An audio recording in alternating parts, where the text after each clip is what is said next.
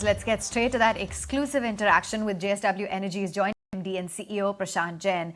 Amid the surging power demand, how is JSW Energy gearing up with capacity expansion? He says that they are moving from strategy 2.0 to 3.0 and are even open for M&A opportunities and capital raising. He also says that green hydrogen is going to be a huge game changer versus renewables. Listen in. Last 2 decades, the power demand elasticity to the GDP has been 1:1. But a lot has changed in last 2 decades. Like there is a complete electrification which has happened in the entire country. The second is the transmission and distribution losses are behind us. The energy efficiency drive is behind us. All that has eaten out some of the power demand elasticity. So probably I am going to see that 1.2 to 1.25 times of the power demand to GDP elasticity. If GDP is going to grow around 6.5–7% over next 1 decade, then power demand can be there around 8 to 8.5%. But even if you are being very conservative, you will be seeing 6.5–7% power demand as compared to what you saw 5% in last 2 decades. Yeah, so at least that 5 is going to be at least 8 or 6 Correct. at least for going forward. But that was the demand side of the thing. The other side is supply. That, remember last year we were having the conversation when you told me that the supply is not catching up to the demand. And now we are facing that problem. There's a huge demand-supply mismatch. How long do you see this continuing as well? It's a big question. So, last month we saw the peak power deficit, which was close to 10.5–11%. The same deficit we saw in 2004–2005.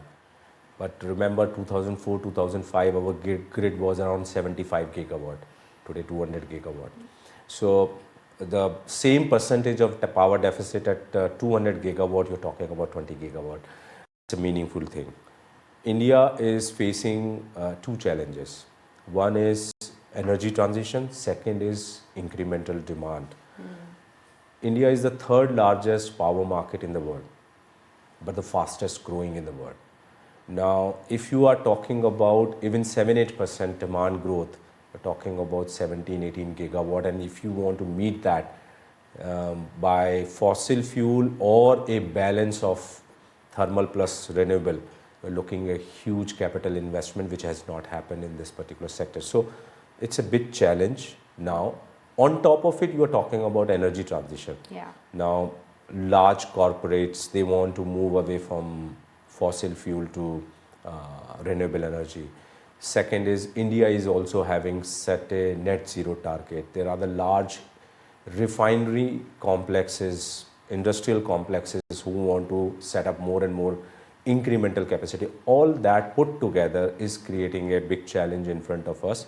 So enough has not been done in last 1 decade in terms of the capacity addition, because we were steering at some point of time over capacity. But that has got absorbed. But now it's an immediate challenge, and which will get mitigated. But yes, it's going to be a little cold winter for next 3 years. So when you say 40–50 gigawatt of sorts of thermal capacity might be coming up because it's needed as well, would you be participating in it as well, or your focus is completely into renewables now? No, we'll be participating because it's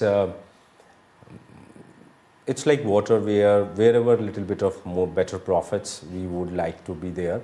But not the substantial capacity. So what you can say that incrementally whatever we are going to put is not going to be 100% of thermal, but Sure. Yes, 10–15% of incremental capacity will be certainly coming in thermal space, because we see a good opportunity. Recently we did one acquisition where we have got a foothold on a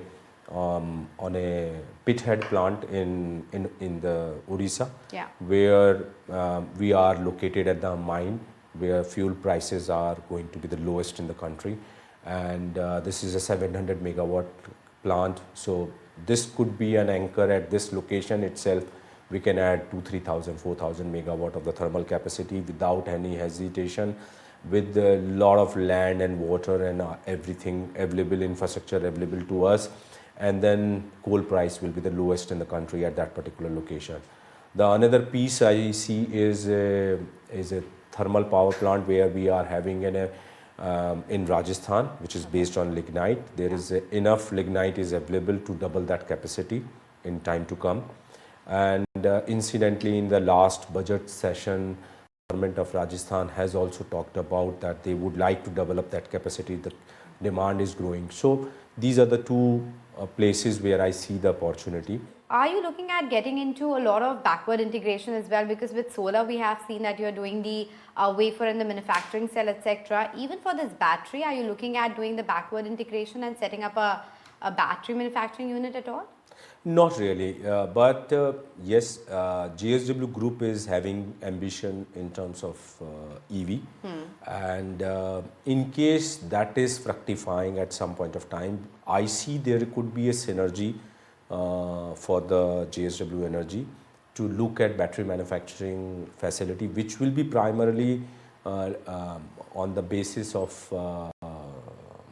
automobile requirement. And that time we would like to evaluate it, but right now for a supply chain for BESS project, we are not primarily looking at battery manufacturing. Could green hydrogen be as big a transition that we saw from thermal to renewable? Do you think it could be that big a macro trend? Much larger, because you know it's a combination. It's a I will say it's a exponential of that, because to produce green hydrogen, you need green energy first, and then green hydrogen. So it's a combination of everything. So very large capital expenditure is going to be deployed for everything, because to produce green hydrogen, you need solar, wind, storage. Then you produce green hydrogen. Then you put another piece of CO2 capture. So it's a large ecosystem which will be created, and I think India is going to see a huge work on that side. You've got big targets that the board has given you, making the profits 3x, making the operational capacity almost 3x. How are you going to achieve that? What's the roadmap to achieve that by 2030? So we decided based on the strategy 1.0, we were doing pretty good in terms of the execution. We got satisfied with our development of our capability, as I talked about that.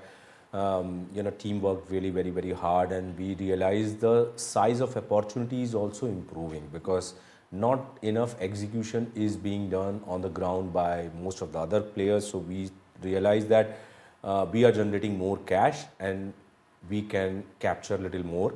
So we upgraded our targets in terms of the execution capability, and we realized other than generation side, there is a huge opportunity which is coming in our way is by pump storage. We have been working on this piece for last 24-30 months time frame, and we saw that it is absolutely on the anvil, and we took a plunge and we decided that in addition to adding another 10 gigawatt of the generating capacity, we will be doing 40 gigawatt hour of the storage also, which will be coming both from BESS as well as PSP. And now team is working round the clock for that, and then we are seeing some bids have already come. Okay, that's JSW Energy talking about how they're transitioning from 2.0 to 3.0 and a fair amount of capacity expansion as well that they're looking at, along with growing with that theme.